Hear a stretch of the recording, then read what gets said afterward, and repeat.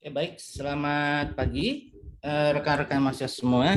Hari ini kita akan menggunakan sesi tutorial untuk review ya terkait matematika yang akan kita gunakan di Fisika Dasar 2. Namun sebelum itu saya sampaikan beberapa hal. Ini ada ada perkembangan ya terkait perangkat perkuliahan kita yang saya dapatkan pagi ini. Ternyata di MS Teams ini dibuatkan kelas baru ya, sehingga ini yang dibuatkan oleh Dirdik kita ya, sehingga ini fiturnya relatif lebih lengkap daripada yang versi pertama ya. Yang versi pertama itu kan kebetulan saya yang membuat, sehingga tidak memiliki fitur-fitur tambahan seperti class notebook, assignment, grades, dan lain sebagainya. Oleh karena itu tadi kita migrasi sebentar ke sini ya, dan saya upload ulang ya beberapa hal yang kita ini kan, yang kita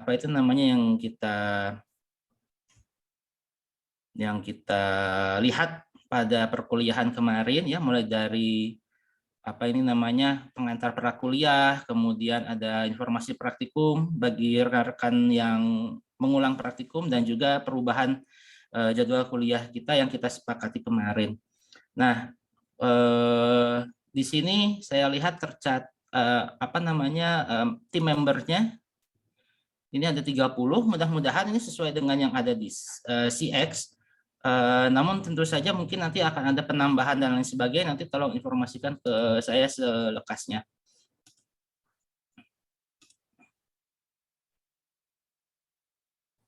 Oh iya, nanti di ini ya, untuk yang masih sit in, terima kasih sudah mengingatkan. Nanti akan saya tambahkan lagi ya, seperti waktu kuliah yang kemarin. Kemudian perangkat perkuliahan kita harusnya Anda sudah bisa mengakses ke Edunext, namun entah mengapa pada pagi hari ini Edunext kita sempat bermasalah. Oh ya, ini sekarang udah tidak.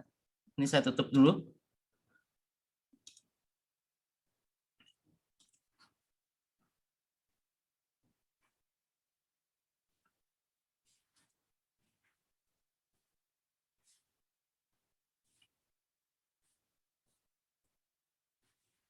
Ya, jadi kalau misalnya, nanti kalau misalnya ada, ini kelas Edunext yang ada di sini, ini kalau misalnya rekan-rekan di sini masih belum bisa masuk ya, dan lain sebagainya, di MS Teams itu sudah ada ya, link dan juga token ya, untuk masuk ke kuliah ini. Jadi kalau misalnya ke general di pertemuan prakuliah, ini sudah ada ininya, sudah ada linknya. Kode kelas kita ini di 44472, dan tokennya ini adalah yang ini. Nah, ini hanya akan berlaku hingga hari Jumat, karena kalau sudah hari Jumat berlalu, maka nanti harus ada token yang baru ya, Nah, jadi kalau misalnya di sini masih kemudian nanti kalau misalnya ada rekan-rekan di sini yang belum masuk ke MS Teams maupun ke Edunext, maka nanti tolong supaya diinfokan ke saya ya, supaya nanti mendapatkan akses dari ini materi kuliah. Nah, kemudian untuk video perkuliahan kita pada pertemuan hari Selasa yang lalu, ini masih masih dalam proses unggah ya, sehingga mohon bersabar, nanti kalau sudah selesai nanti akan dicantumkan nanti di Edunext ini. Oke, ini sebentar. Oke, belum masuk ke EduNext dan MS Teams. Ini Zahra. Bentar, ini saya ini dulu. 21005.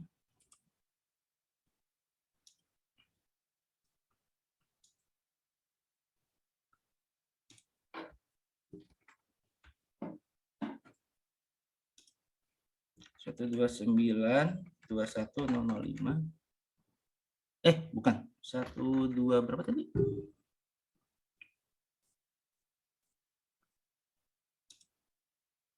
Oh, teknik geofisika.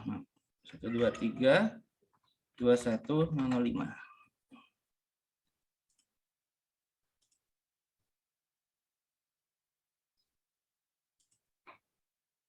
Oke, mudah-mudahan sudah ini. Nah, nanti kalau misalnya Zahra ingin ini masuk ke EduNext, nanti ini ya, lihat di sebelah sini, ya, ini tokennya. Dan ini bisa Anda gunakan sampai nanti hari Jumat. Harusnya sih hari ini juga udah bisa masuk ke sana. Oke, terkait agenda kita hari ini untuk review matematik. Sebelum kita masuk, ada yang mau ditanyakan dulu, silakan.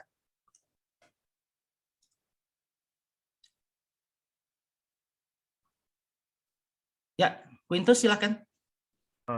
Permisi Pak, mau nanya Ya. yang praktikum itu. Jadi yang di daftarnya dari yang apa ya Pak? Dari yang udah Bapak kirim kemarin ya? Kenapa? Kode kelasnya cuman ke 45 doang Pak? Atau gimana? Mohon maaf, gimana? Kode kelas Pak. Kode kelas apa? Kode kelas kita ke 45 aja Pak. Oh iya, ya. Oh.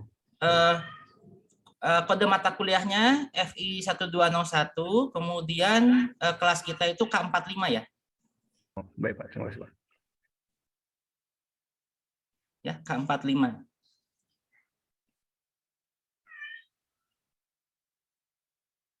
Ya, ada lagi yang mau ditanyakan?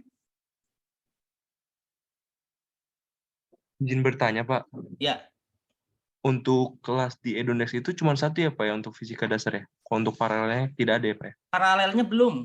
Ya, paralelnya belum ada. Jadi nanti ini kita masih tunggu ya dari Dirdiknya. Ini memang agak lambat ininya, progresnya.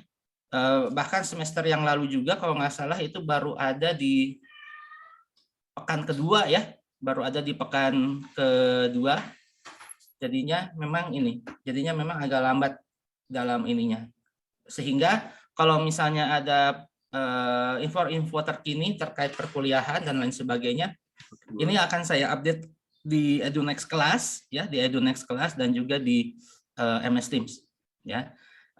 Tapi nanti kalau misalnya EduNext Class paralel nanti sudah ada ya, maka nanti info terkait modul tutorial, kemudian praktikum, kemudian ujian dan juga RBL itu nanti akan disampaikan di situ semua secara terpusat ya. Jadi diharapkan 4.300 mahasiswa di 3 kampus itu bisa mengakses gitu ya. Masalah nanti dia itu sistemnya itu crash atau enggak kalau diakses 4.300, nah itu urusan lain lagi ya. Tapi setidaknya kami nanti di kelas paralel akan upload ya, akan mengunggah file-file yang penting terkait ujian, RBL, modul tutorial, praktikum, dan juga pengumuman lainnya ya, yang terpusat ya. Jadi kalau ada hal-hal yang terpusat nanti akan disampaikan di situ. Oke, silakan. Yang lain? Ada pertanyaan? Terima kasih Pak informasinya. Kenapa? Terima kasih Pak informasinya. Oh, terima kasih. Ya, terima kasih. Sama-sama.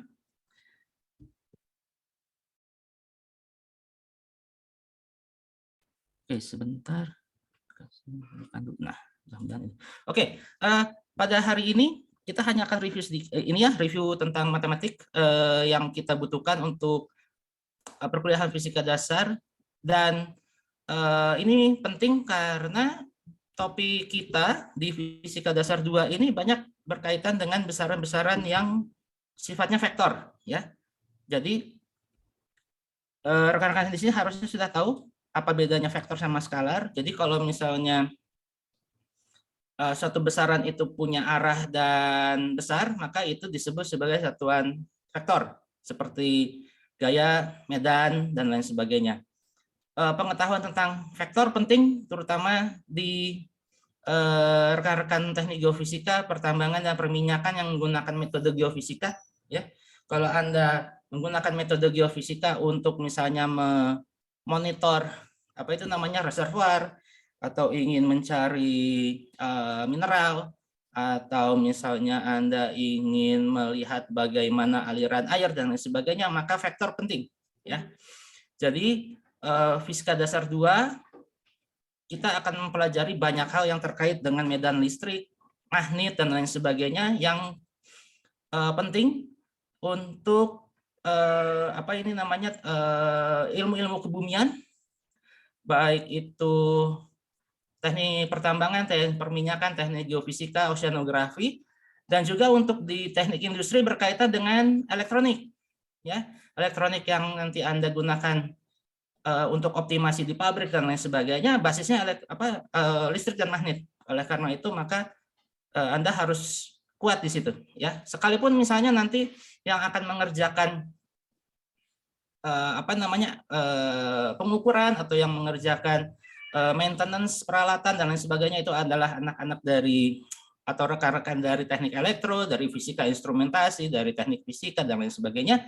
Namun Anda harus tahu, ya, harus tahu dan paham cara kerja alat, ya. Minimal paham cara kerja alat supaya Anda tidak dibodoh-bodohi, gitu ya, tidak dibodoh-bodohi. Misalnya ada orang yang mempromosikan barang alat ukur, gitu ya, tapi ternyata dia sensitivitasnya buruk, gitu ya. Kemudian baru dipakai beberapa kali langsung rusak, ya. Kemudian kalau misalnya jatuh itu langsung tidak bisa dipakai atau nanti sambungannya patah dan lain sebagainya. Nah, itu harus tahu karena tidak selamanya Anda nanti di perusahaan atau misalnya nanti di bidang pekerjaan Anda itu selalu dibantu oleh orang-orang teknisi listrik, ya. Makanya teman-teman di sini harus tahu cara kerja alat elektronik maupun prinsip kerja dari medan listrik dan medan magnet. Terutama ini, ya, untuk teman-teman di oceanografi, di teknik pertambangan, teknik perminyakan, dan geofisika harus paham karena alat ukur kita untuk mendeteksi aliran fluida dan lain sebagainya itu menggunakan prinsip kerja dari medan listrik dan medan magnet. Nah, karena fisika yang sudah Anda kenal itu bukan hafalan, ya, jadi mungkin berbeda dengan yang Anda dapatkan di SMA. Fisika jelas di perguruan tinggi itu lebih ke teknis. Jadi harus tahu bagaimana cara mengukur dan tahu besaran fisis. Nah, ini yang sering dilupakan. Padahal ini sudah pernah disampaikan atau pernah direview waktu Fisika Dasar 1, ya, bahwa kecepatan satuannya meter per detik dan lain sebagainya, tapi sering dilupakan, gitu ya. Bahkan ketika ujian banyak yang tidak menuliskan satuan. Nah, itu kalau misalnya Anda diperiksa oleh dosen pemeriksa dan tidak ada satuannya, nah tentu saja angkanya perolehan nilainya itu nggak maksimal, ya. Karena Anda sekarang udah masuk ke jurusan, harusnya Anda tahu satuan itu penting, ya. Karena apalagi di teknik perminyakan yang terkait dengan volume, ya, Anda harus paham bagaimana mengkonversi satuan SI menjadi satuan imperial, misalnya, karena di teknik perminyakan Anda sering menggunakan imperial seperti pound, kemudian PSI, kemudian BTU ya, British Thermal Unit, kemudian kalori dan lain sebagainya yang harus dikonversikan ke SI. Dan konversinya ini penting karena nanti akan ini ya berkaitan dengan nilai ekonomi dari materi yang Anda cari itu ya. Misalnya kalau misalnya minyak dijual per barel sama per liter itu kan berbeda gitu kan ya, terutama untuk minyak mentah yang dijual dalam per barel itu akan nilai ekonominya akan berbeda kalau misalnya dia dihitung dalam satuan liter atau meter kubik dan lain sebagainya. Ya tentu saja satuan penting ya, satuan penting. Oleh karena itu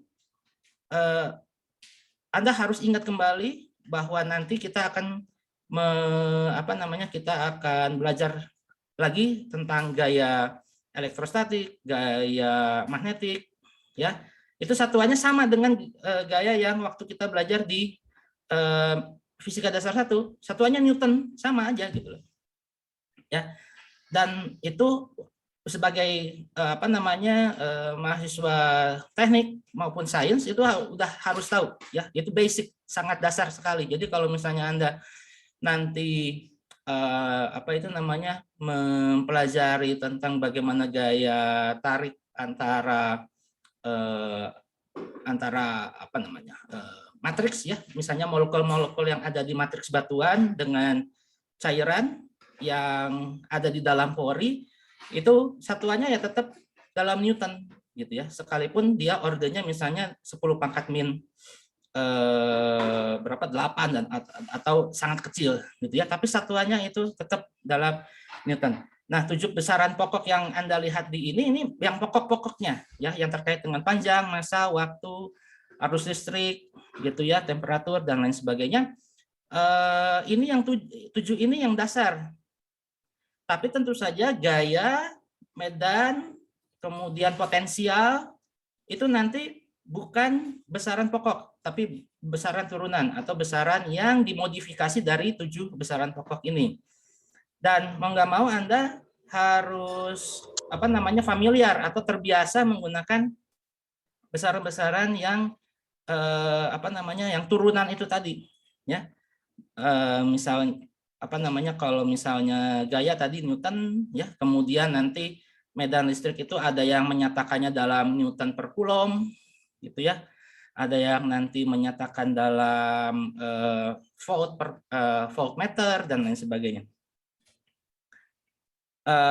Nah, sehingga kalau misalnya nanti Anda baca buku di tingkat 2, sekarang kan Anda sekarang di tingkat 2 ya, misalnya Anda sekarang di tingkat 2, Anda sudah belajar berbagai hal yang terkait dengan program studi Anda.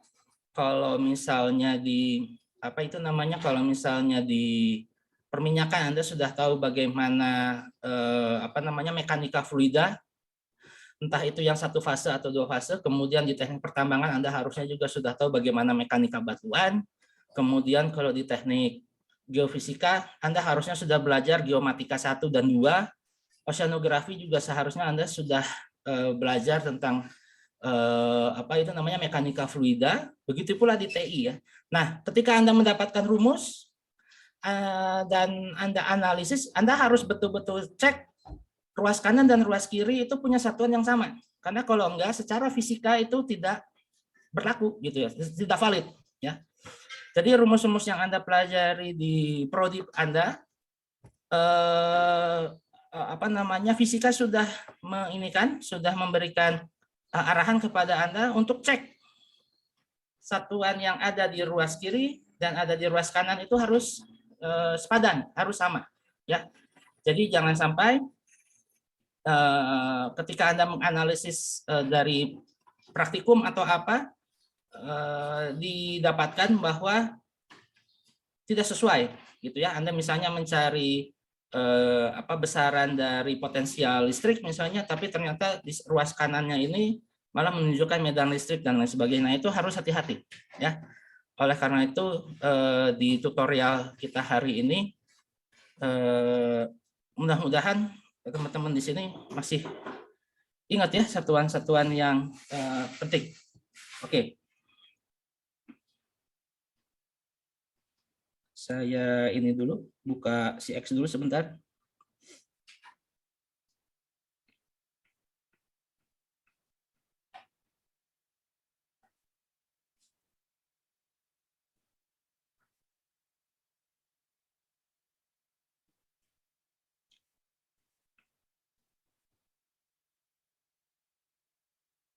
Oh, sebentar. Ini menu daftar hadir, fisika dasar, daftar peserta kelas.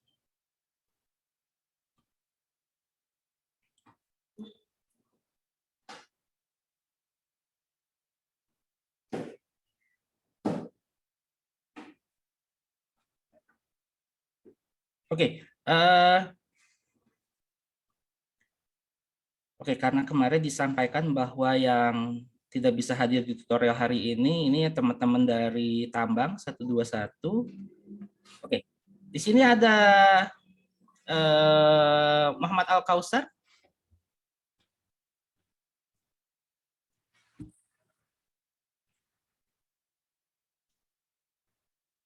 Muhammad Al-Kausar ada?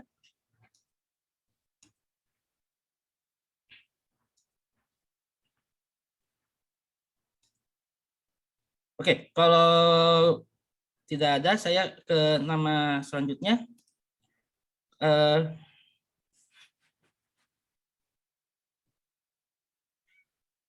Oke, Fadlian Caturwibowo apa ada di sini?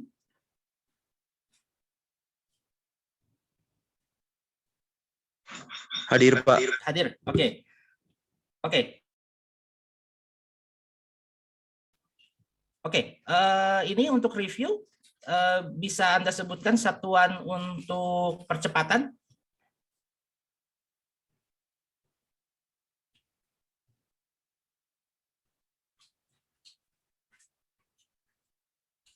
Meter per second, Pak. Gerak. Percepatan gerak, apa satuannya? Meter per second. Yakin? Percepatan loh yang saya tanyakan.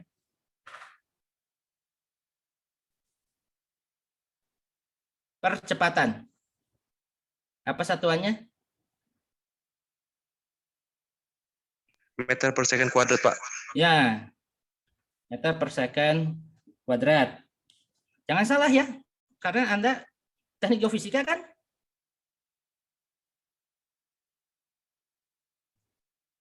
Fadlian dari teknik geofisika kan? Betul, Pak. Betul. Kalau di teknik geofisika, percepatan ini penting karena apa? Nanti Anda akan belajar yang namanya metode gravitasi.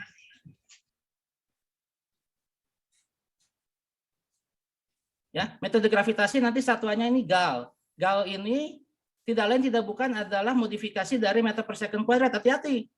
Yang Anda ukur dengan gravimeter, ya, itu dalam ini. Jadi nanti yang Anda akan teliti ini, ya, ini metode gravitasi itu mencari G. G itu apa?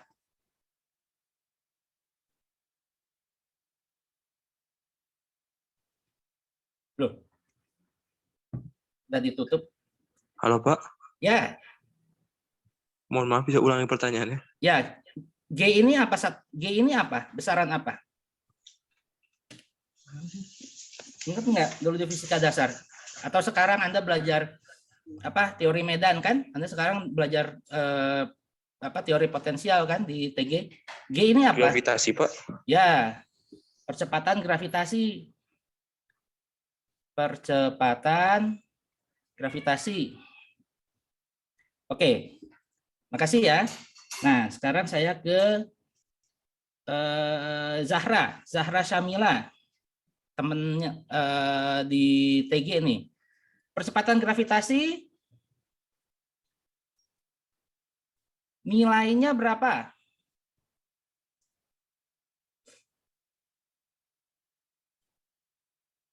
Zahra Syamila ada?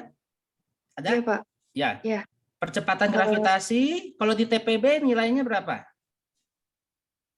Kalau di ujian di TPB itu G berapa? 9,8 meter per second kuadrat. 9,8. Oke, kadang-kadang kita pakai 10. 9,8 satuannya apa? Meter per second kuadrat, Pak. Meter per second kuadrat. Nah, G ini sendiri vektor atau skalar? Aslinya ya, aslinya G itu vektor atau skalar? Skalar, Pak. Skalar. Skalar. Kan sekarang Anda lagi belajar teori potensial kan? Coba, G itu aslinya skalar atau vektor?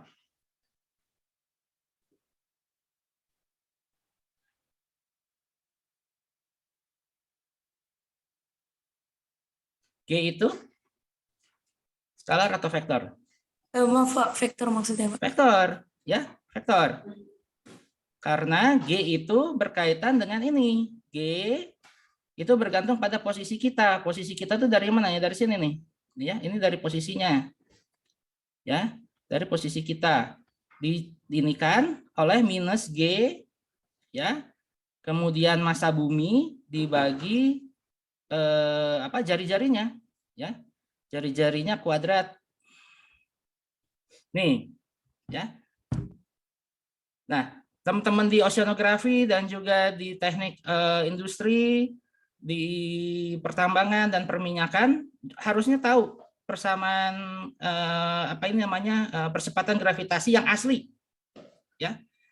Yang kita sering gunakan di mekanika itu adalah untuk menghitung gerak. Makanya si bagian yang ini nggak terlalu nggak terlalu harus lengkap gitu loh, nggak terlalu harus lengkap. Sedangkan G itu G kecil ya, maksudnya G kecil ini menyatakan sebetulnya itu dia menyatakan medan gravitasi, yaitu wilayah pengaruh ya. Jadi keberadaan bumi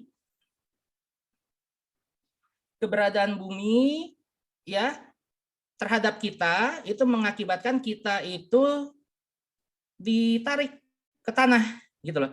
Kaki kita akan selalu nempel ke tanah.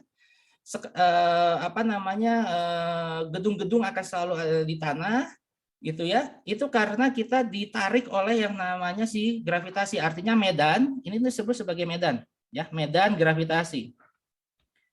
Medan gravitasi. Medan itu sendiri adalah wilayah pengaruh. Ya. Jadi keberadaan bumi itu mempengaruhi kita yang ada di atas permukaan. Gitu loh. Jadi segala proses yang ada di permukaan bumi itu dipengaruhi oleh si bumi itu sendiri. Itu yang disebut sebagai medan. Matahari sebagai pusat dari tata surya kita pasti akan memberikan pengaruh yang sangat besar terhadap gerak dari bumi. Gitu ya, makanya dia bisa berotasi, berevolusi dan lain sebagainya. Itu karena akibat dari gravitasi bumi. Makanya di oceanografi penting belajar gravitasi karena nanti Anda akan mempelajari tentang itu loh, yang namanya Coriolis ya, Coriolis, kemudian arus arus air dingin, air panas, dan juga arus-arus laut ya, yang ada di lautan samudra lepas itu dipengaruhi oleh gravitasi. Ya, dipengaruhi oleh gravitasi. Gravitasi siapa? Gravitasi bumi dan juga gravitasi dari matahari gitu. Makanya Anda belajar mekanika B di tingkat 2 itu untuk itu. Ya, karena yang namanya air laut yang nanti akan mempengaruhi iklim, yang nanti akan mempengaruhi kehidupan biota di bawah laut dan mempengaruhi bagaimana proses-proses yang ada di dalam laut itu dipengaruhi sama ini. Makanya Anda harus belajar fisika di sini. Ya. Jadi kalau misalnya kemarin di TPB Anda loss, sekarang harus upgrade karena Anda sudah masuk jurusan. Anda sudah dituntut supaya tahu ya. Untuk supaya tahu. Nah, ini tadi ya bahwa G itu sesungguhnya berupa vektor ya. Vektornya ini arahnya kemana? Coba. Vektor dari medan gravitasi Ya, ini arahnya kemana? Coba Nadia Vero ada? Ke pusat bumi, Pak. Ke pusat bumi, betul. Karena dari mana Anda tahu dia ke pusat bumi? Dari cerita yang tadi gitu ya. Tapi Iya, kalau Pak. dari persamaan ini, kira-kira dari mana? Nadia. Dari persamaan ini, yang menunjukkan bahwa dia ditarik ke pusat bumi yang mana?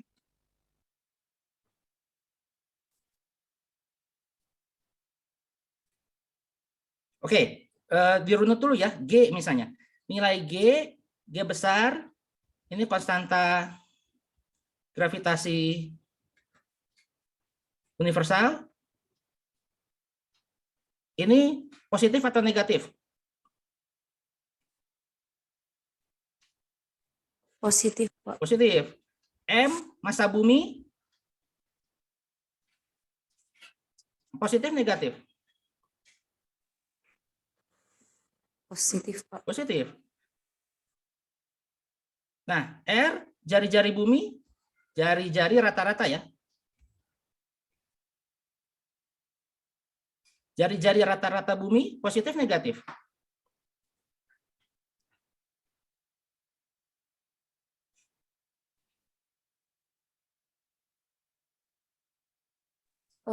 Bernilai positif Positif. dan negatif. Ya, positif. Oke. R bernilai positif, M bernilai positif, G bernilai positif. Tapi tapi medan yang dihasilkan oleh kita di permukaan bumi itu dirasakan ke bawah, yang negatif. Nah, dari persamaan ini, mana yang membuat dia negatif? Nih, persamaan yang ini. Coba, saya sekarang ke Alvin Baihaqi ada?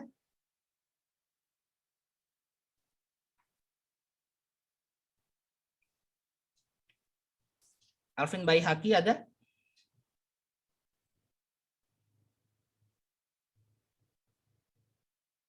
Enggak, Pak. Ada.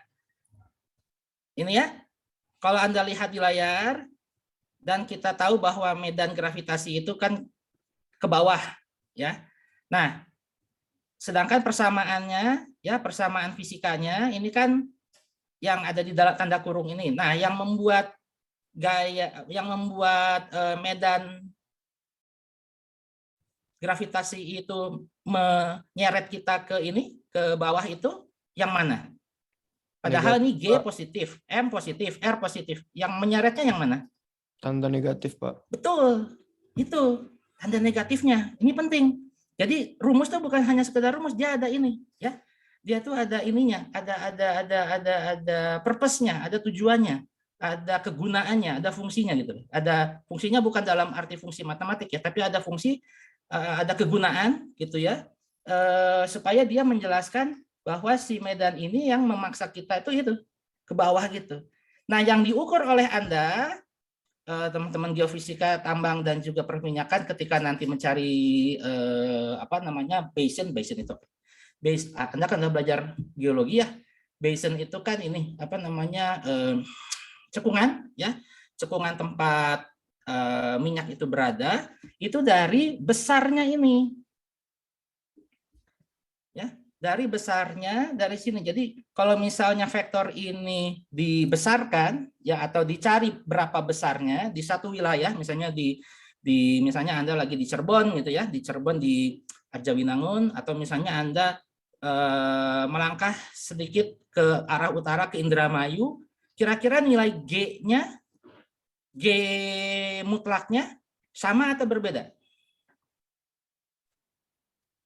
Beda, Pak. Beda.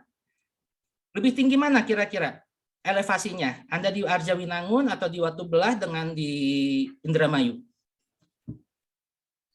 Arjawinangun. Lebih tinggi, lebih tinggi karena ini kan elevasinya lebih jauh dari laut kan? Lebih jauh dari laut. Permukaan laut, Pak. Betul, itu dia, lebih jauh dari permukaan laut. Makanya nilainya pasti berbeda gitu. Belum lagi kalau misalnya di daerah Indramayu itu misalnya ada cadangan-cadangan, ada basin-basin, ada apa itu namanya, ada cekungan-cekungan purba yang di situ diindikasikan ada reservoir gas atau minyak misalnya. Pasti nilai G-nya berbeda. Coba, Anda sudah belajar pengantar geofisika kan? Kalau di yang TG, atau misalnya Anda yang di perminyakan, di teknik perminyakan mungkin juga sudah belajar apa namanya, geologi fisik. Sudah, Kalau Pak. perminyakan dapat Geofisika geologi dasar, Pak. fisik nggak sih? Anda dapat pengantar geologi nggak? Belajar apa? Batuan TGTFPA sedimen, dapat, Pak. batuan beku, metamorf, ya, zona divergen, konvergen. Dapat, Pak. Dapat kan ya? Ya. Dapat geologi fisik. Nah, ya makanya ya. Nah, kalau misalnya Anda udah mendalami nilai G itu sendiri, tadi kan disebutkan 9,8 atau 10. Nilai G ini sendiri, kalau misalnya sekarang Anda ini ininya ya, besarnya ya. Nah ini hati-hati ya. Kalau misalnya G yang ini vektor. Tapi kalau G seperti ini sebetulnya adalah besar dari G vektor ini. Jadi kalau G vektor ini misalnya apa ini tadi 9 ini ya, min 9,8 arahnya K. Ini harusnya ngerti dong ya. Ini artinya G vektor ini min 9,8 arah K ini artinya dia kalau kita pakai koordinat kartesis ini X, Y, Z. Nah ini kalau Anda sudah dapat geomat, geologi, atau misalnya perminyakan dapat matriks vektor, kemudian di pertambangan dapat matematika teknik atau matriks vektor saya lupa, dan oceanografi Anda harusnya dapat fisika matematik atau matematika teknik, harusnya udah paham nih ya. Saya nggak perlu menjelaskan lagi. Ini ada ini nanti saya perbaiki. Ini ada yang namanya vektor satuan ya. Jangan lupa ada I, vektor satuan I, ada vektor satuan J, ada vektor satuan K. Ini udah harus tahu nih, Anda udah di tingkat 2. Ya, harusnya udah paham kalau misalnya G min 9,8 K topi, ini artinya kalau kita di permukaan bumi maka ada arah yang mengarah ke sini ya, karena dianggap bahwa arah K itu arah sumbu Z itu ke atas kan ya. Arah sumbu Z itu ke atas, maka ini ada tanda minus ke bawah, ada K, artinya vektor satuannya adalah ke arah vertikal gitu ya, ke atas permukaan bumi ya. Nah, ini kalau G-nya adalah seperti ini, maka G sebagai skalar, kalau kita hanya ingin tahu berapa besar dari G-nya ini adalah sama dengan besar dari vektor G adalah sama dengan akar dari GZ dikuadratkan. Ya, makanya dapat G-nya itu adalah sama dengan 9,8.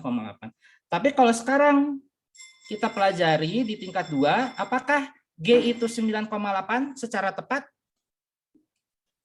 Beda, Pak. Tergantung. Beda, betul. Bergantung wilayah. Bisa pusat. jadi dia adalah 9,78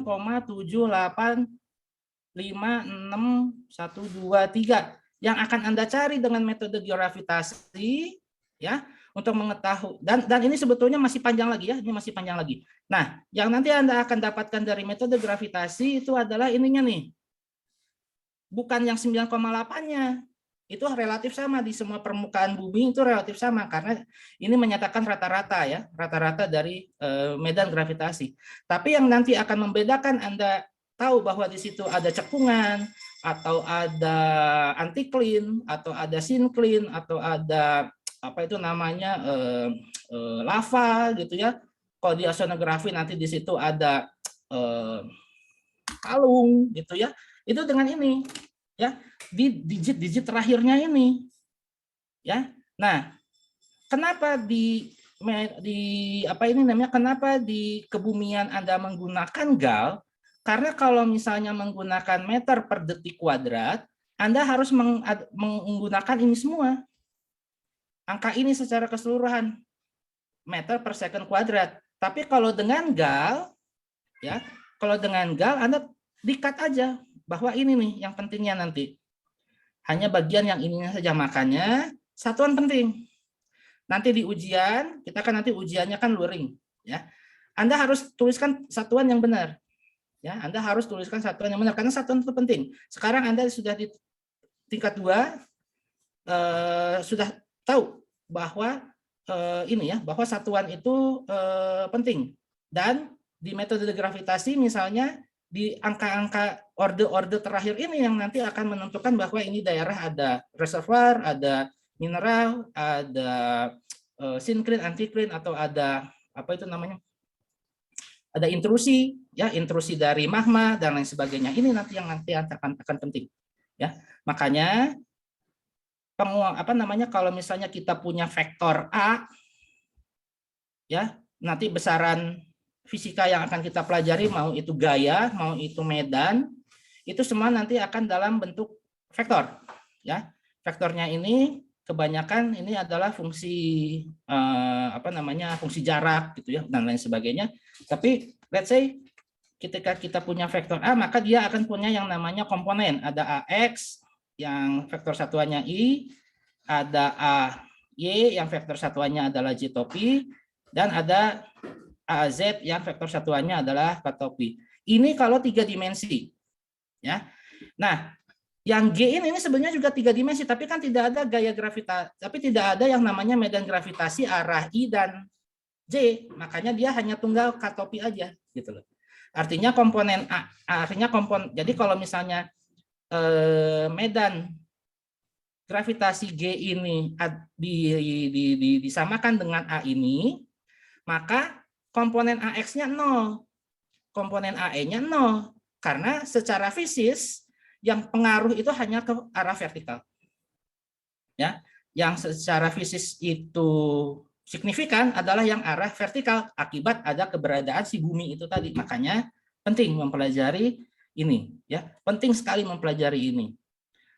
Karena nanti Anda belajar metode geomagnet, ya. Nanti di pertemuan ke-7 nanti saat kita membahas biosafat dan juga hukum Ampere, kita lihat bahwa itu nanti akan dipakai untuk metode geomagnet misalnya, atau misalnya metode self potensial atau geolistrik dan lain yang Anda sering akan gunakan, itu basisnya ini semua, ya. Makanya penting di teknik pertambangan, terutama nanti yang akan masuk ke tambang eksplorasi, Anda pasti akan menggunakan yang namanya metode geofisika, nggak mungkin enggak.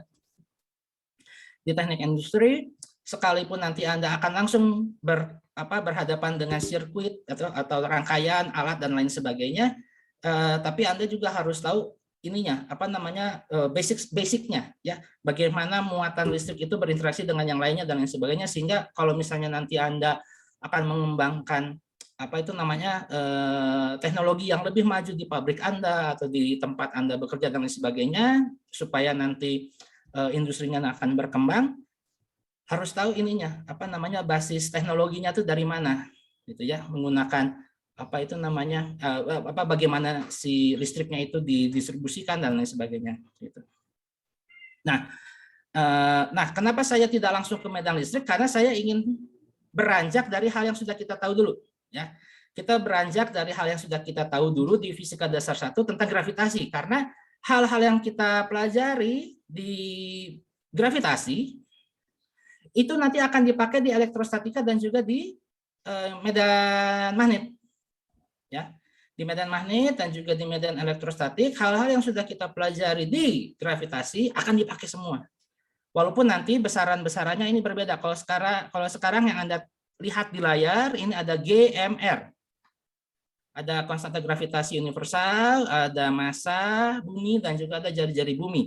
Nanti di elektrostatika ini nanti akan berubah, gitu ya. Tapi jangan lupa ada basicnya. Basicnya bahwa si G-nya ini, G kecilnya, medan gravitasi ini yang Anda ukur nanti dengan gravimetri itu adalah sebetulnya vektor. Ya. Jadi hal yang kita ukur yang kita anggap mudah, nilainya itu seperti skalar, itu sebetulnya adalah vektor. Dan yang kita ukur adalah besarnya, ya. Jadi alat-alat instrumentasi atau alat-alat ukur yang kita gunakan, ya, itu kebanyakan mengukur medan skalarnya, ya, medan skalarnya. Walaupun sesungguhnya fenomena fisis yang kita tinjau itu sebetulnya adalah besaran vektor, gitu. Dia punya arah dan juga besar, ya. Jadi tidak hanya sekedar punya nilai besar saja, tapi juga ada arahnya, gitu, ya. Seperti itu. Nah, sehingga dengan demikian ketika nanti ini, ya, ketika nanti kita belajar elektrostatik, nanti kita akan berhadapan dengan beberapa terminologi. Yang pertama adalah gaya. Gaya itu simpelnya adalah tarikan atau dorongan yang dialami oleh suatu objek, ya. Tarikan atau dorongan yang dialami oleh suatu objek akibat medan, ya. Jadi kalau nanti kita akan ada yang namanya gaya, ada medan, dan ada satu lagi adalah potensial. Dan satu lagi adalah energi potensial. Oke, yang sumber penyebab, ya, kenapa ada gaya ini medan, ya. Jadi ilustrasinya gini. Kalau misalnya ada bumi, maka di sekeliling bumi pasti akan ada medan atau wilayah pengaruh, gitu ya. Karena keberadaan bumi ini punya massa, punya jari-jari, gitu ya, maka di sekitar bumi, di permukaannya atau di jarak tertentu di luar bumi, maka dia akan menghasilkan medan pengaruh. Ya, makanya yang menyebabkan kenapa ada gaya tarik-menarik antara kita dengan permukaan bumi, ya, itu akibat medan yang dihasilkan oleh bumi itu mempengaruhi kita yang juga punya massa. Ya, jadi kalau medan ini adalah wilayah pengaruh,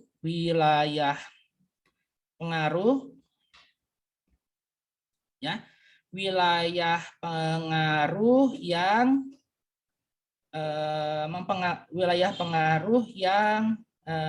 menyebabkan gaya pada satu objek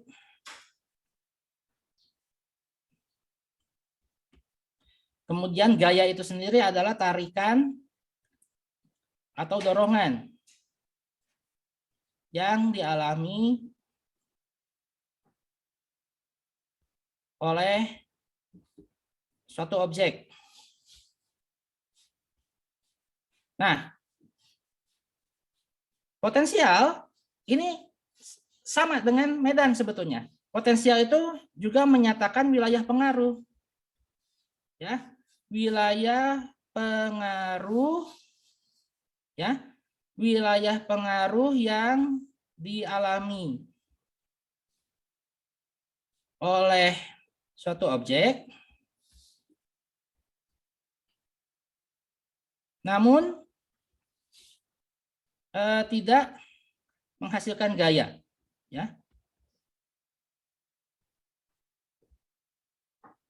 Namun tidak menghasilkan gaya, tapi berkaitan dengan energi. Ya, berkaitan dengan energi. Nah, sehingga energi potensial adalah kemampuan suatu benda untuk berpindah dari satu posisi ke posisi lainnya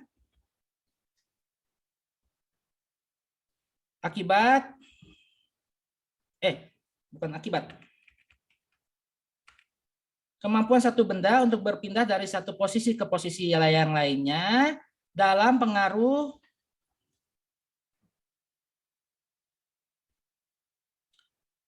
potensial. Ya. Nah, ini nanti akan kita lihat di pembahasan tentang listrik dan juga magnet. Ada definisi tentang gaya, gaya ini sama dengan yang waktu kita pelajari di fisika dasar 1, yaitu tarikan dorongan. Ya, kalau di fisika dasar 1 ada benda di atas permukaan, kita dorong, dia bergerak, gitu kan ya. Ini juga sama. Ya, jadi gaya yang ada di mekanika yang dulu dengan gaya yang ada di elektrostatika dan magnetik itu sama. Ya, adalah tarikan dorongan yang dialami oleh suatu objek akibat keberadaan medan. Medan adalah wilayah pengaruh yang disebabkan oleh keberadaan suatu sumber menyebabkan gaya pada suatu objek. Potensial adalah bisa dikatakan saudara jauh atau saudara dekat ya, atau adik atau kakak daripada medan yang sifatnya skalar. Ya, ini juga.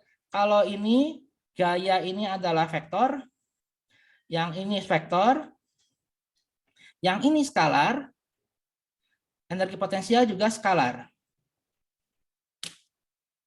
Nah, potensial dengan medan itu ini sepadan, dalam arti dia menyatakan hal yang sama sebetulnya, menyatakan wilayah pengaruh yang dialami oleh suatu objek. Namun yang satu ini vektor, yang satu adalah skalar. Yang satu berkaitan nanti dengan gaya, yaitu tarikan dorongan, sedangkan yang satu berkaitan dengan kemampuan untuk berpindah. Gitu. Yang satu skalar, yang satu vektor, yang satu berkaitan dengan gaya, yang satu berkaitan dengan energi potensial. Nah, sehingga kalau tadi saya menggunakan analogi ini, ya, kalau saya tadi menggunakan analogi ini, gaya gravitasi, ya, karena berkaitan dengan mekanika di fisika dasar 1, berkaitan dengan metode gravitasi di metode gravitasi yang Anda pelajari di pengantar kebumian, ya, berkaitan dengan penyebab kenapa air laut itu nanti bisa ada efek Coriolisnya, ada gelombang gravitasi dan lain sebagainya, ya, karena Anda sudah belajar fisika mekanika fluida. Maka saya menggunakan analogi ini dulu. Ya, saya menggunakan analogi ini dulu sebelum saya masuk ke elektrostatik. Karena di elektrostatik itu pada dasarnya kita mengadopsi ini semua, ya, gaya, medan, potensial, energi potensial. Nah, sehingga kalau saya tambahkan lagi di sini, ya, kalau saya tambahkan lagi di sini, kalau ini ya, kita menggunakan ini yang sama. Ini misalnya bumi, ini kita di sini. Ya, tadi disebutkan di sini ini ada ininya, ada R-nya. Nah, ini dari pusat bumi. Pusat bumi. Nah, ini adalah permukaannya. Permukaan. Nah, ini objeknya kita manusia. Anggaplah kita punya massa M kecil. Bumi secara rata-rata punya M besar. Ya. Nah, R yang ini, ya, jarak dari pusat bumi, B-nya besar, dari pusat bumi ke objek, ya, dan dalam vektor, ya, posisi ingat dulu di mekanika di mekanika fisika dasar, R itu adalah posisi itu besaran vektor. Ini R besar, arahnya adalah R topi, artinya R topi ini kita menggunakan kerangka koordinat bola, ya. Jadi ada kartesis yang A-nya itu adalah sama dengan AXI ditambah. Nah, ini kalau Anda udah belajar geomatika 1 sama matriks vektor harusnya udah belajar ini. Sama ZK. Ini kalau kartesis, nah ini kalau bola ini dia dinyatakan A yang sama, dia dinyatakan oleh A, R-nya topi, gitu ya. R topi Itu seperti ini. AYJ, Pak. Kenapa? AYJ. Ketinggalan. Oh ya, maaf. Ini AY ya, ini AY, ini J topi. Ya, makasih sudah diingatkan. Ya. Nah, ini seperti ini, ya. Untuk bola seperti ini. Nah, artinya maksudnya kalau di kartesis posisi ini disebut sebagai X, I tambah Y, J ditambah Z besar K. Nah, tapi kalau di kerangka koordinat bola dia menjadi seperti ini. Ya, makanya jari-jari ini ya diukur dari pusat bumi ke permukaan itu ini ya menyatakan jari-jari rata-rata bumi dan itu nilainya skalar. Tapi posisi ini menyatakan apa namanya vektor ya, posisi itu menyatakan vektor, tapi jaraknya itu hanya menyatakan besarnya saja. Nah, artinya saya kembali lagi. Tadi kita udah bicara tentang gaya, medan, dan potensial, energi potensial. Nah, jadi bumi menyebabkan medan. Tadi sudah kita tahu dia dari G sebagai fungsi R gitu ya, adalah sama dengan minus G massa per R kuadrat, ini ada R topi. Nah, keberadaan bumi yang menyebabkan medan ini membuat manusia yang ada di permukaan ini ketarik ke bawah. Ya, ketarik ke bawah. Nah, inilah gayanya, gaya gravitasinya. Ya, ini gaya gravitasinya. Ya, ini gaya gravitasinya ke sini, F.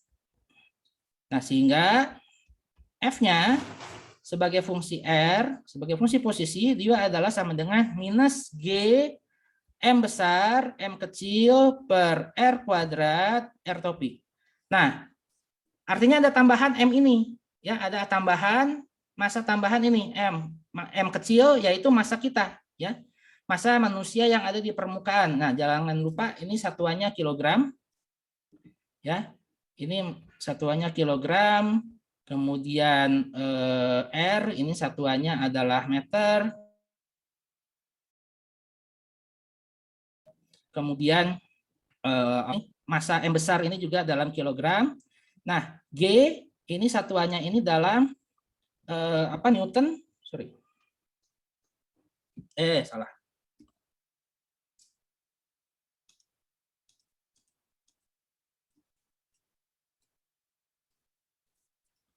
G ini satuannya ini Newton. G ini satuannya adalah Newton meter kuadrat per kilogram kuadrat. Ya, nanti bisa dicek. Ya, silakan nanti dicek di silakan nanti dicek di buku acuan ya di Halida Resnik. Atau di Wikipedia, satuan dari konstanta universal gravitasi ini apa? Ya, karena ingat, yang ruas ini ya, ruas ini kan ruas kanan, ruas kiri ini harus sama satuannya ya. Jadi kalau ini misalnya ini dalam Newton ya, F ini satuannya Newton, ini kilogram, dan ini adalah meter ya, dikuadratkan, maka ya Newton ya, maka ini satuan yang ini harus sama dengan ini ya, harus sama dengan ruas yang ada di sebelah kanan. Newton itu sendiri kan, ingat enggak dulu kan kita sudah bentar. Ya, ini pentingnya supaya kita kritis dulu sebelum melangkah lebih jauh. Kita waktu di mekanika 1 sudah belajar, di fisika dasar 1 sudah belajar F sama dengan MA. Ini Newton adalah sama dengan kilogram dikalikan meter per detik kuadrat gitu ya. Nah, ini harus sama. Tadi kita punya F sama dengan min G ya, min G M besar, M kecil per R kuadrat. Ya, ini Newton, ini sama dengan ini ya, ada sama dengan ini dikalikan dengan M misalnya. Ini M, ini kilogram gitu ya. Nah, maka yang ini ya, total daripada G dikali M dibagi R kuadrat ini harus sepadan dengan meter per detik kuadrat. Ya, karena ini Newtonnya sama ya. Ini Newtonnya sama. Sehingga pasti G ini ada satuan ininya. Ada satuan detiknya juga yang kita lupa di sini. Ya, ada satuan apa ini namanya, ada satuan detik yang kita lupa di sini, ya. Nah, makanya ini kita harus apa ini namanya? Kita harus samakan, ya. Kita harus samakan. Nah, makanya ini meter per detik kuadrat adalah sama dengan G dikalikan dengan M per R kuadrat, yang ini kilogram, yang ini meter kuadrat. Nah, makanya nanti G adalah sama dengan meter pangkat 3, ya. Meter pangkat 3 dikali kilogram per detik kuadrat, ya. Per detik kuadrat. Nah, makanya di sini satuan yang ini salah, ya. Satuan yang ini tadi saya tuliskan ini salah, ya. Karena itu tadi ruas kanan dan ruas kiri ini harus sepadan, ya. Harus sepadan. Ini jadi ini Newton. Nah, yang ini juga harus sama, ini harus sama dengan Newton. Nah, sedangkan Newton itu sendiri itu berasal dari FMA, ya. FMA ini Newton, ini massa kilogram dikalikan percepatan. Makanya tadi saya mengawali kuliah kita dari percepatan, ya. Penting ini, kan?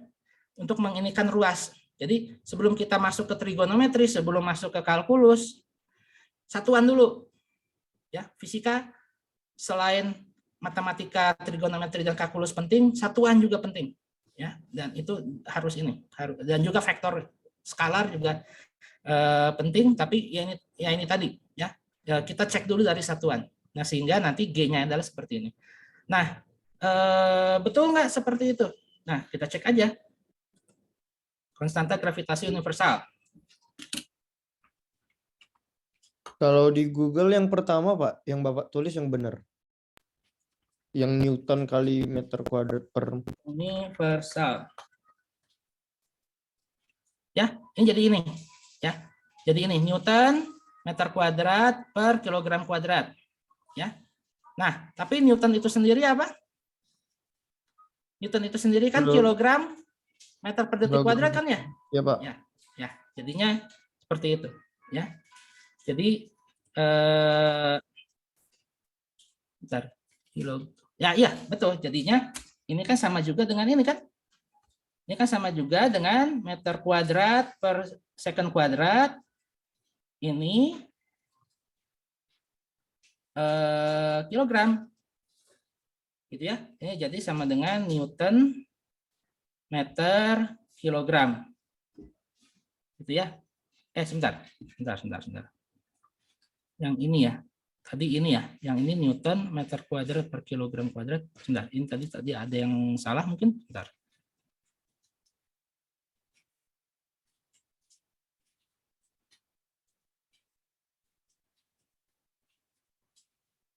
Itu ketinggalan nggak, Pak? Di meter per second kuadratnya sebelumnya ada itu. Ada yang di tengah itu. Tadi kan Nah, kita di sini, ya. Tadi kan kita di itu sini. dapat dari mana? Ya, tadi kan kita di sini. Ini kan kilogram. Yang ini kilogram, ya. Kilogram. Ini gaya F-nya. Yang ini GM, M kecil, sama R kuadrat. Ya. Nah, kemudian G di sini, ya, G di sini satuannya berarti ini yang ini pindah ke atas jadi M pangkat 3, ini kilogramnya ke ini kilogramnya ke bawah harusnya. Jadi ini saya salah ini. Ya, betul. Terima kasih. Ini saya salah di sini. Di sini tadi saya salah.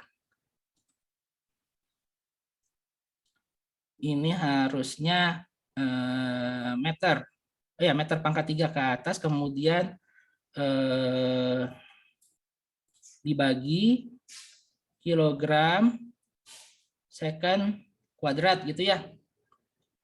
Kilogram second kuadrat. Nah, ya, berarti ini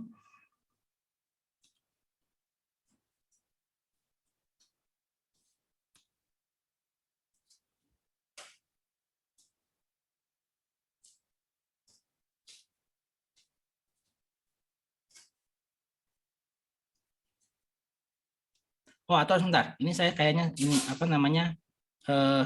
Ngajarinnya salah, sorry. Ngajarinnya salah. Jadi ini kan kalau yang di sebelah kanan, ya sebelah kanan ini kan kilogram meter per detik kuadrat, sedangkan yang di ruas kiri, sorry, ini kilogram meter per detik kuadrat adalah sama dengan G, yang ini, nah ini maksudnya saya gini, ini berarti kilogram kuadrat per meter kuadrat gitu ya. Nah ini supaya sepadan, ya, ini supaya sepadan G-nya ini supaya sama dengan kilogram meter per detik kuadrat. Nah makanya G-nya itu menjadi apa ini namanya meter. Nah ini harusnya supaya sepadan satuan dari G-nya ini harus dalam meter pangkat 3 per second kuadrat dikalikan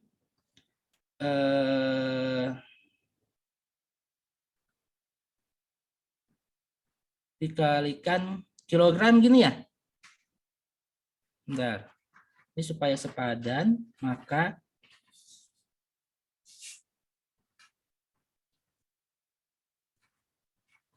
sehingga nanti satuan. Nah, sehingga nanti ini adalah sama dengan Newton.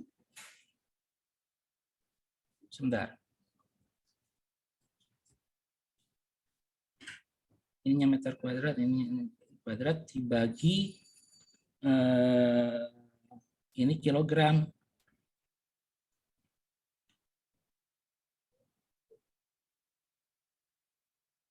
Sebentar.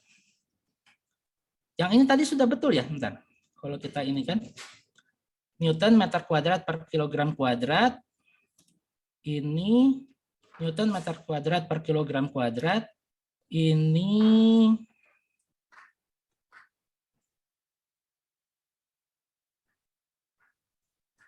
sebentar. Newton meter kuadrat per kilogram kuadrat ini adalah sama dengan kilogram meter per detik kuadrat dikali meter pangkat 2 per kilogram kuadrat. Ini sama dengan menjadi, ini nanti akan menjadi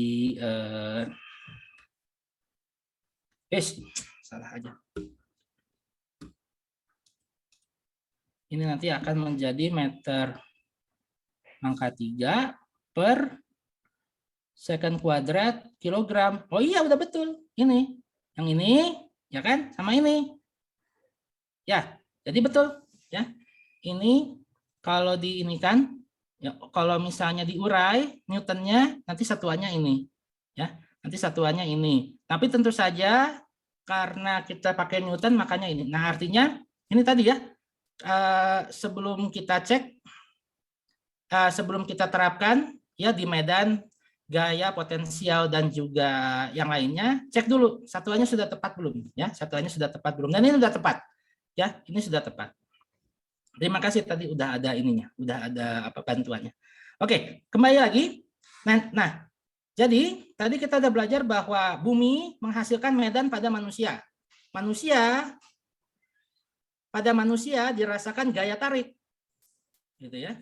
Pada manusia dirasakan gaya tarik ke bawah.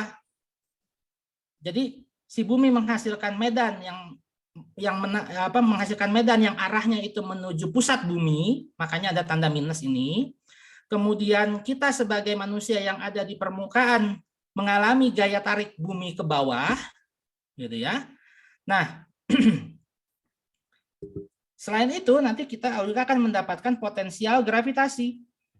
Ya, ini yang mungkin kita di fisika dasar 1 ini lupa untuk diinikan. Jadi selain ini, selain ada gaya gravitasi yang F R sama dengan min G M massa kecil kuadrat R topi, kemudian ada medan gravitasi yaitu G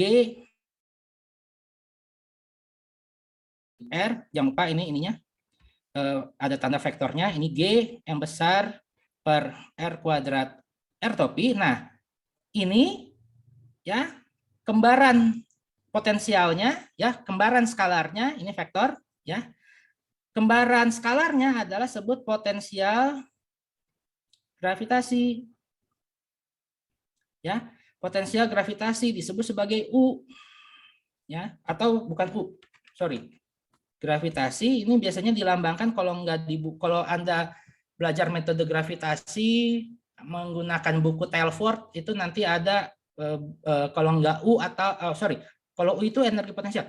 Ini V ya, ini V ya, V sebagai fungsi R ini adalah sama dengan minus G M per R. Nah, ini dia.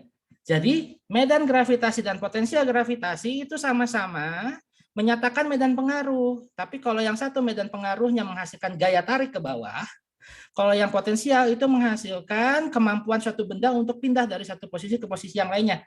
Nah, artinya potensial gravitasi dan medan gravitasi itu sebetulnya satu wujud yang sama, tapi yang satu vektor, yang satu skalar. Yang satu vektor, yang satu skalar. Pembedanya kalau yang medan itu adalah inverse square law, ada R kuadrat di bawah.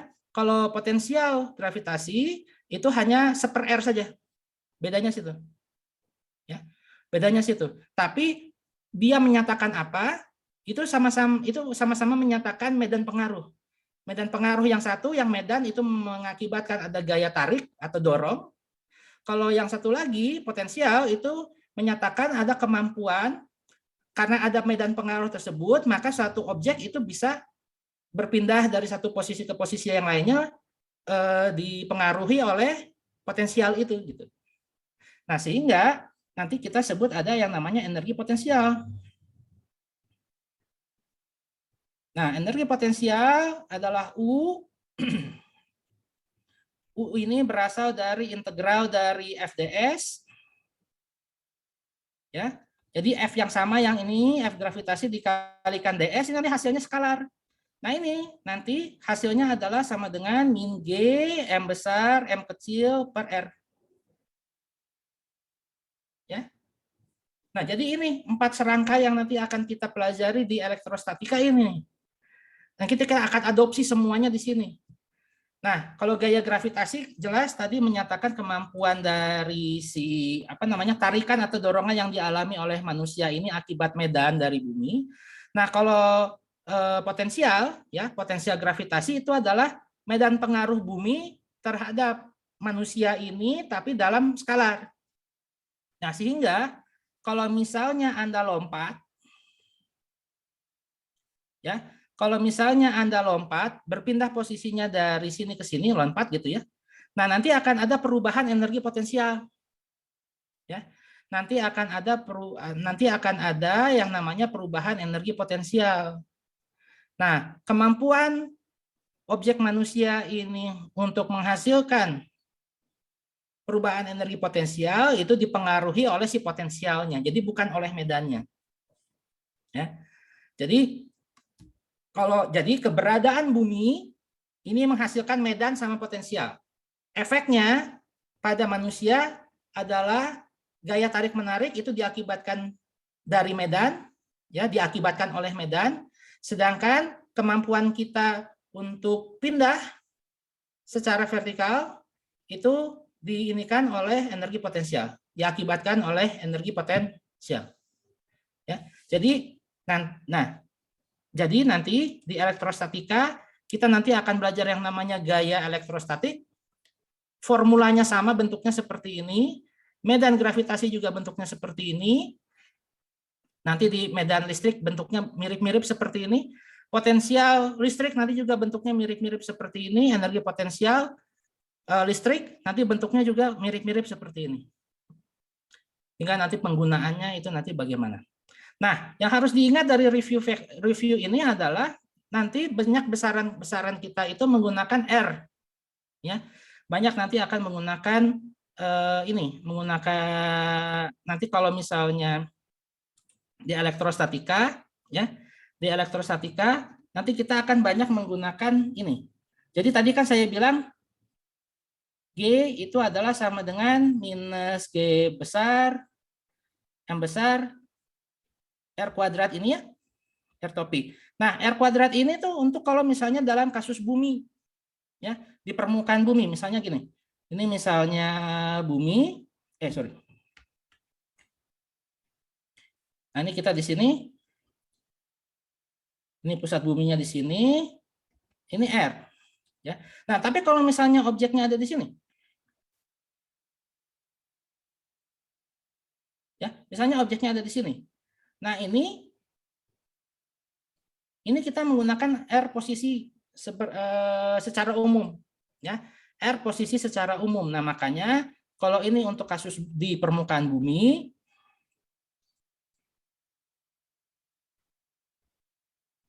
di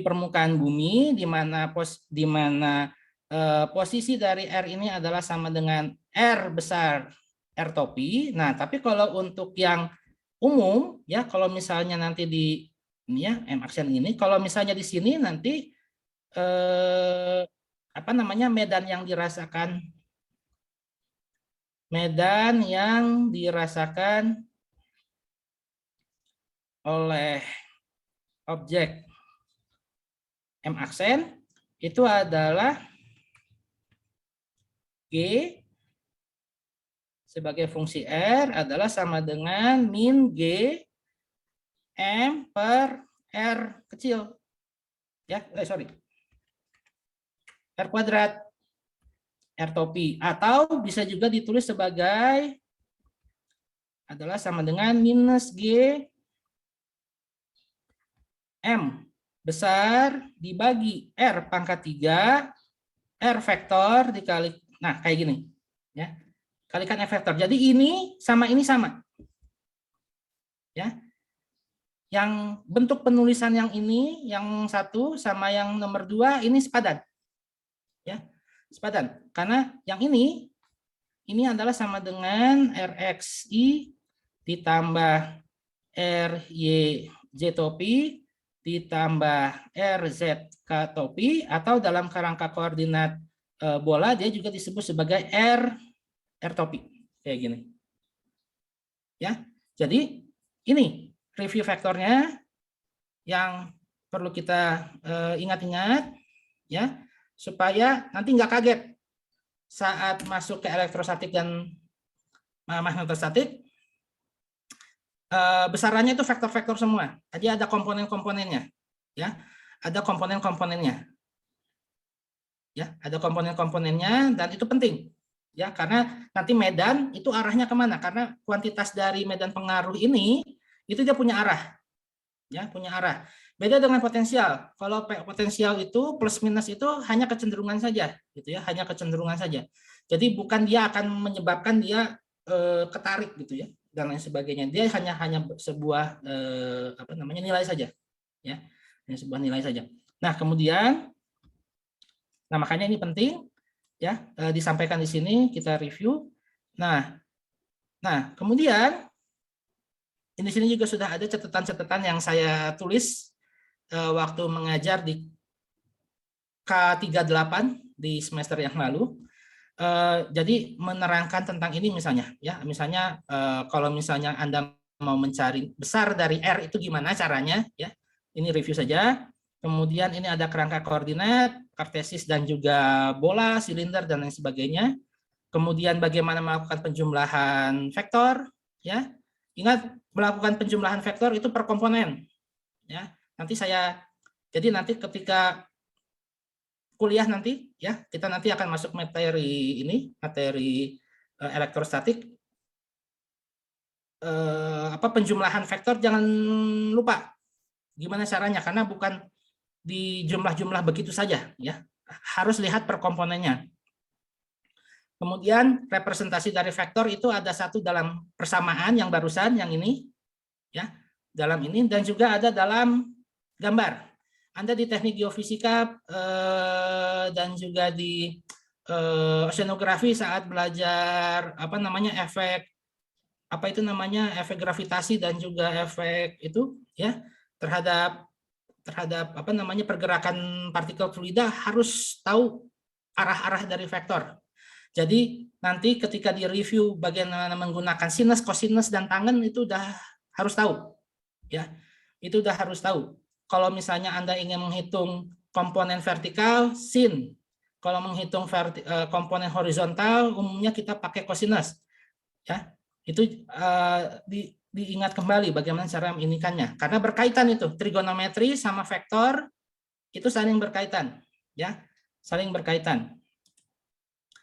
Nah, ini kemudian penjumlahannya, kemudian, nah ini untuk operasi yang sederhana ini penjumlahan pengurangan, sedangkan kalau untuk perkalian, ya ini kalau untuk perkalian nanti kita akan ada perkalian titik sama perkalian silang, dan itu nanti akan kita gunakan terutama perkalian silang nanti di magnetostatik belajar tentang gaya Lorentz, ya, gaya magnet. Itu nanti akan menggunakan perkalian silang. Karena efeknya, karena secara fisik, secara eksperimen, gaya yang dihasilkan itu saling tegak lurus. Makanya dia menggunakan perkalian silang. Seperti itu. Ya, di sini ada reviewnya. Dan harusnya di EduNext juga sudah ada ya. Bentar, saya cek dulu di EduNext. Terutama di pekan 1 nih. Nah, sebagai mahasiswa, walaupun saya tahu Anda sekarang lagi mengambil banyak itu ya, mengambil banyak SKS, 20 SKS mungkin, tapi harus menyempatkan diri untuk cek ya, mencek materi ya. Nah, di sini harusnya sudah ada nih besaran satuan dan lain sebagainya, tapi tadi yang ilustrasi tentang gaya gravitasi ini nggak ada ya. Ilustrasi tentang gaya gravitasi tadi nggak ada. Nah, makanya nanti dicek. Nah, ini yang ininya, ini yang versi bersihnya ya, ini yang versi bersihnya. Nanti dicek. Nah ini nih, misalnya kaitan apa trigonometri dengan apa itu namanya dengan perkalian vektor, nanti ini ya menggunakan cosinus. Kalau misalnya A cross B besarnya, hasil besarnya itu nanti menggunakan sinus. Tapi kalau perkalian titik dia menggunakan cosinus. Nah ini dasar-dasar ya, ini dasar-dasar ya kayak gini. Nah ini apa namanya harus diketahui. Nah kemudian perkalian silang vektor nanti menggunakan aturan tangan kanan ya. Penjelasan yang apa yang lebih detail tentang kenapa tangan kanan, kenapa bukan tangan kiri dan lain sebagainya itu Anda tanyakan harusnya ditanyakan ke dosen matematik ya, harusnya ditanyakan ke dosen matematik karena kalau di fisika kita tidak perlu tahu si rumus dasar si rumus matematika itu berasal dari mana. Yang harus yang kita inikan itu kita menggunakan saja gitu. Karena di fisika yang ingin kita inikan adalah pola pikirnya harus logis, sistematis dan lain sebagainya itu ya. Makanya ketika di review tentang apa namanya trigonometri vektor kemudian turunan dan juga integral itu harusnya udah bisa merujuk ke buku matematik kalau ingin tahu definisinya asalnya dari mana dan lain sebagainya. Nah oke, untuk turunan dan integral ini kalau dirangkum dalam 1-2 slide ini sangat sulit ya karena materinya cukup banyak. Tapi yang apa ini namanya yang perlu Anda ketahui bahwa di fisika dasar 2A ya, kita variabelnya nanti akan bisa jadi lebih dari 2. Kalau misalnya dulu di kalkulus Anda hanya belajar kalkulus satu variabel yaitu y(fx) gitu ya, y(fx) sebagai fungsi x, maka nanti di FIDAS 2 maksimal kita 2 variabel. Nah, Anda kalau sekarang sudah ngambil matriks vektor, kalkulus 3 atau geomat atau kalkulus atau misalnya matematika teknik ya atau fisika matematik, Anda harusnya udah tahu bahwa pengintegralan itu ada yang sifatnya parsial karena dia turunan itu ada yang sifatnya parsial karena misalnya satu variabel itu ya tadi kan kayak misalnya ini kayak tadi misalnya yang tadi saya tunjukkan medan gravitasi ya, medan gravitasi yang ini ya, medan gravitasi ini kalau misalnya saya urai ke setiap komponen itu harusnya ada gitu ya. Kalau saya urai ke setiap komponen itu harusnya ada sehingga turunan daripada si medan gravitasi terhadap jarak itu harusnya terhadap X, terhadap Y, terhadap Z gitu ya. makanya dia bisa diturunkan secara parsial. Kemudian untuk integrasi juga ada integral lipat gitu ya. Kalau misalnya dia melibatkan integrasi lebih dari satu dimensi dan lain sebagainya. Nanti di hukum Gauss nanti kita akan pelajari bahwa ada bagaimana cara menghitung luas menggunakan integral lipat 2 dan lain sebagainya. Nah, ini untuk review kita hari ini di tutorial kita hari ini.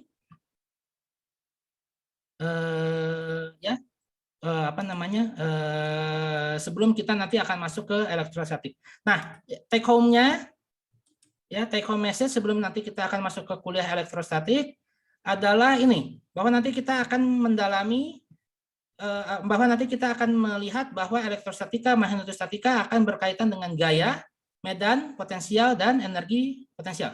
Ya, gaya, medan, potensial, dan energi potensial.